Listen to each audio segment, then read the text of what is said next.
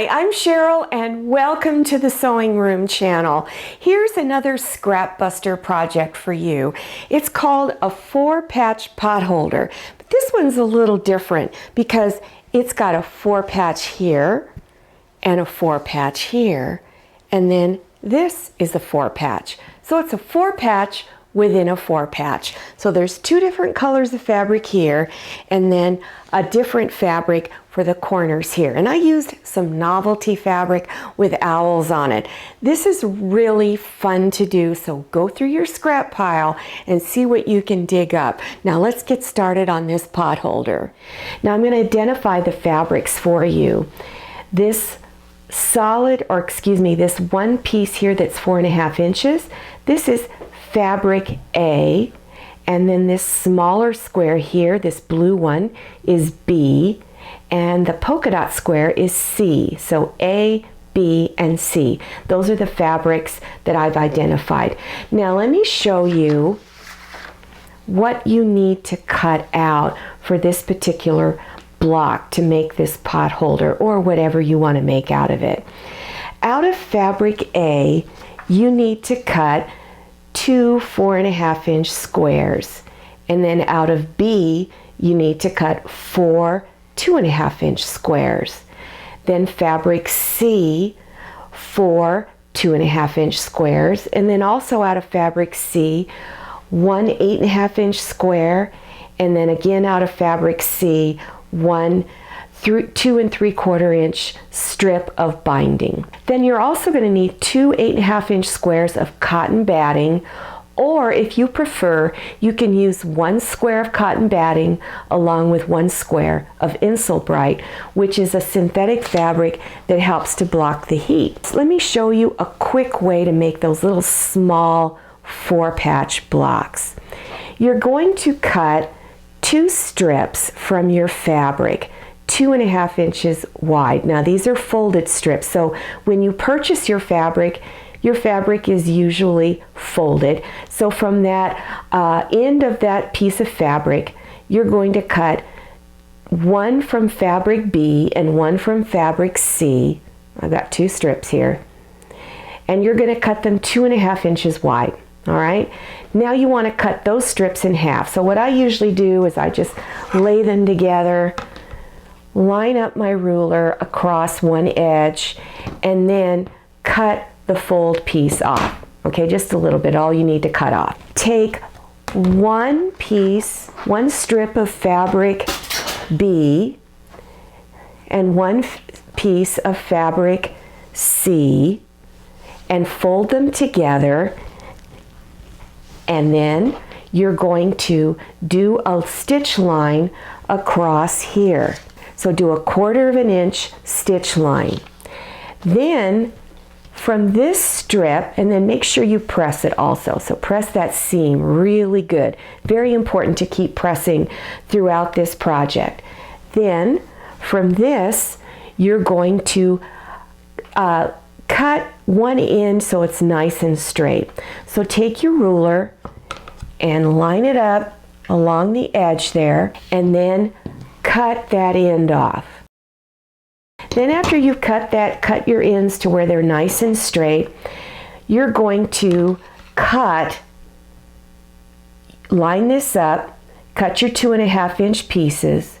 So you're going to line it up on 3 sides of the ruler. Now I put a little piece of tape along here to indicate where my 2.5-inch line is so that I wouldn't get confused, because it's happened and I've cut things wrong and I've had to recut it. So once you get it lined up, go ahead and cut your 2.5 strip off, or square off.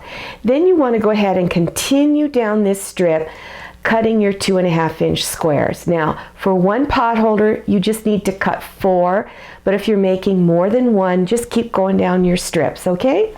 All right, so now let me show you what to do with those little squares now that you've got them cut out.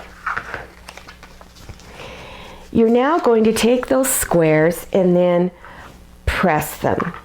Now you'll notice that I have my B fabric facing up, and you want to press along here. Then open it up again, and you're going to press again. This is real important you do this pressing. I can't stress it enough. Make sure that your seams are going in the same direction here, that you've pressed them in the same direction. Now you're going to take one piece and flip it. Then you're going to fold it over, and then you're going to line up these seams to where this seam is right next to the other seam. Put it in there nice and snug. Now you'll know you've got it locked in real good if you don't feel a dip or a bump. It should feel really flat right here when you press on it. So then go ahead and pin these together. Then, after you've pinned it, stitch 1/4 inch seam and then press it again. Remember, don't skip the pressing step. Then fold it over and press one more time. You've just made one little small 4-patch block. After you've done that, you want to take your fabric A and lay it on top, right sides together, of your little 4-patch squares that you just made. Then line these up really good, and then you're going to pin them together, and then you're going to stitch across the top, press, don't forget to do that, and then fold it over and press again. Then flip it. Then fold it over. Lock those seams in again, real important, that way it'll turn out really nice. Go ahead and pin it down. Then do your 1/4 inch seam. Press, unfold, and press. And you've just made one 4-patch within a 4-patch block. Now from this point, you can make almost anything out of this. You could turn this into a tote bag, put it in a table runner, a full-size quilt. There's many things you can do with this. So I'm going to show you how to put it into a pot holder. Pot holders are very popular, so that's why I like to always show you how to do that. So what you're going to do is you're going to first layer your fabrics. So take your 8.5 inch square of fabric C and put right side down, wrong side up. Then your 2 layers of insulation, your cotton batting or Insulbrite, and then lay your 4-patch block up on top. Now you want to even out your edges as much as possible.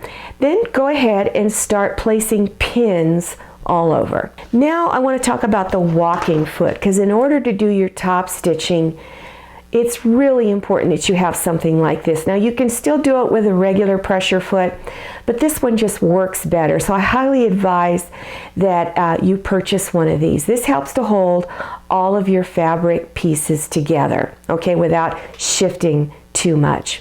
Now let me show you the decorative top stitching pattern that you need to do. You're going to start in the middle stitching, and you're going to go from this corner to this corner to this corner and keep going across. So you're on this diagonal line here. Now you can either use a quilting decorative stitch, which I'll show you in a moment, or a straight stitch. Then you're going to go to this corner, go down to this one, and then that one. And then start here and stitch across to this corner, and then go over a little bit and do one more along here. Then go to your other side. So let me show you what it would look like. It looks similar to this. Now this is a quilting stitch. It's a wavy line. You can use a straight stitch. You're going to turn it and repeat the same thing again. And when you're done, it's going to look something like this. Now if you want to do a straight stitch, this is what it would look like. So after you've done that, you want to clean up and trim up the edges of the pot holder. It's real important you do that, because you want it to be nice and clean so that it'll be easier to put your binding on. When you've put this many pieces of fabric together, you can see it's not always going to come out real straight. So take a ruler. I have a square ruler here that I like to use, and since this is an 8.5 inch pot holder, I'm going to line it up on the 8.5 inch line around here. And if anything is sticking out or it looks a little jagged, then you just want to trim it off. Then turn the pot holder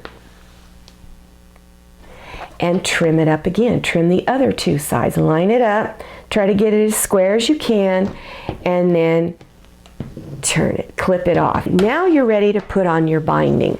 So take your 2 3/4 inch strip of fabric C, fold it in half, and press it. Now we're going to start pinning the binding on.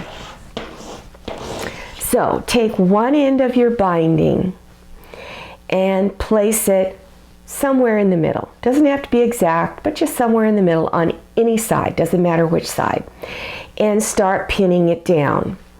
Then you're going to begin stitching 3/8 of an inch from this raw edge. Come in and begin stitching towards that corner, but don't go all the way into the corner.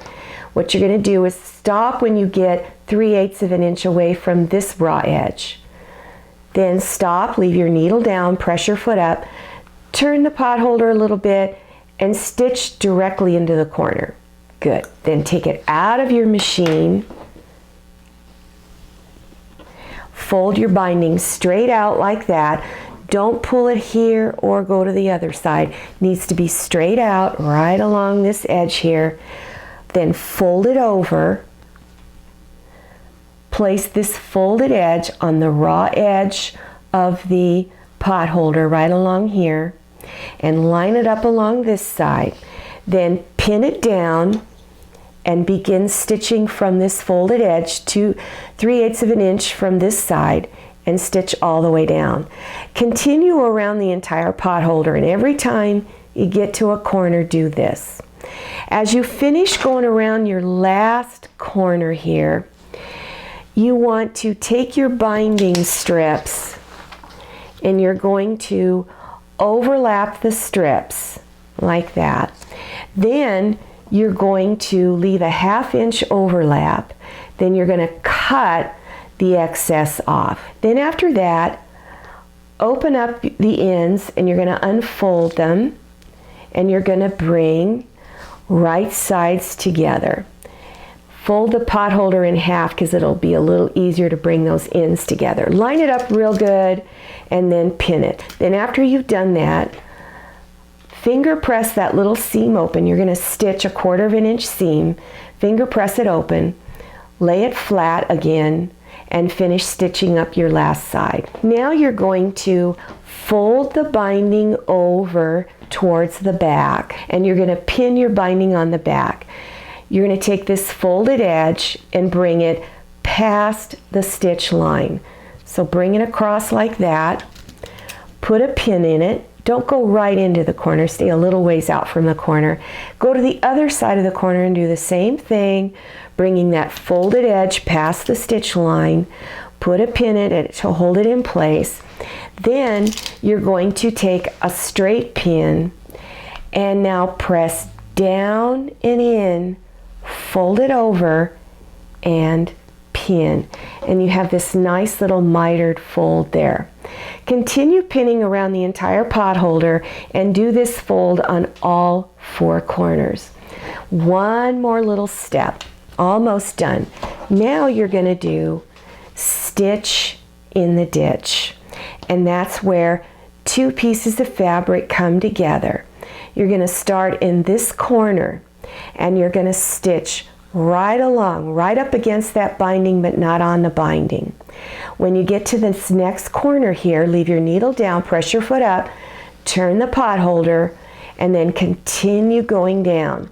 Go all the way around the pot holder, and every time you come to a corner, leave that needle down, press your foot up as you turn it. When you get back to where you started, do a few stitches back and forth to secure your stitching. Now, and then you're done. Now, if you noticed on this particular pot holder, I have a loop on it. So this is a hanging pot holder. And if you want to learn how to do a hanging pot holder, watch our video, how to make a hanging pot holder. It's really fun, easy to do, just a couple of extra steps, and you can make a very decorative piece to hang in your kitchen. If you enjoyed making this pot holder, I also have many other pot holder tutorials that you may want to try. So check below your YouTube screen for those video links. Now don't forget to follow me on Instagram and check out my Facebook page. Thanks for watching and happy sewing! I hope you enjoyed this video. If you did, please click on the thumbs up button and don't forget to click on share to share this video with your friends. If you haven't subscribed yet, click on that red subscribe button down there in the lower right-hand corner of your screen. Click on the bell so you can receive notifications about my latest videos. I'm Cheryl, and this is Scotty, and this is Manny. See you next time, and happy sewing!